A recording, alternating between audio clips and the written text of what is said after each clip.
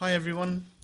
So I found out yesterday that the speedometer on my YBR 125 06 2006 model stopped working.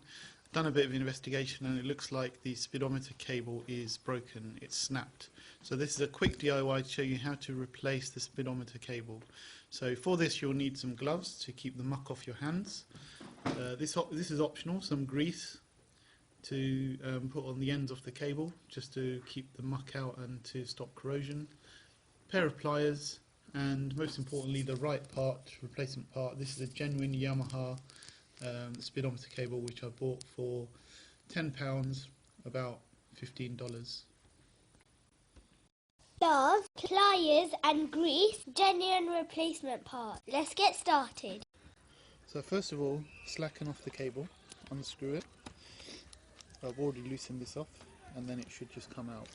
Cable routing, taking a note of where the routing goes through and feed it through the guides.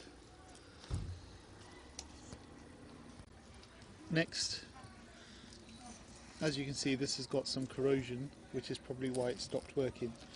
We need to unscrew this. This is going to be rusted on, so we're going to use the pliers to unscrew this. And as you can see, it's quite corroded, but it has opened.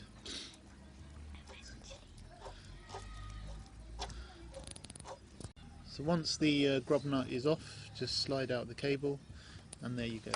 As you can see, this cable is quite mucky and gunked up, which is why it snapped. Okay. Before installing the new cable, it's always a good idea just to double check the length to make sure that the old cable and the new cable are the same length. So, yep, that's about right. Now, taking care of the orientation, this long gaiter goes on the wheel end and the short rubber gaiter goes on the meter end. So we're going to screw this in to the wheel. Before we do that, this optional step, put some grease on the threads here, and that will make it easier next time to take off the grub nut, because hopefully this will stop the rust up onto the threads. Next, just slot this in all the way home. Just move the wheel a bit just to make sure it slots all the way home, and then screw on the grub nut. So tighten it all the way. If you want, it's just a good idea just to give it a little bit of a tighten off, just to make sure it doesn't work loose in operation, and then slide the gaiter all the way over the nut to stop any gunk getting in. Next, thread the cable through following the routing which you made a note of before, all the way through.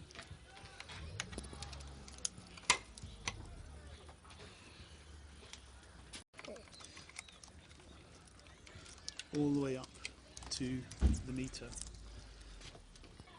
Optional step number 2, put a little bit of grease on the threads here. Again, this is totally optional.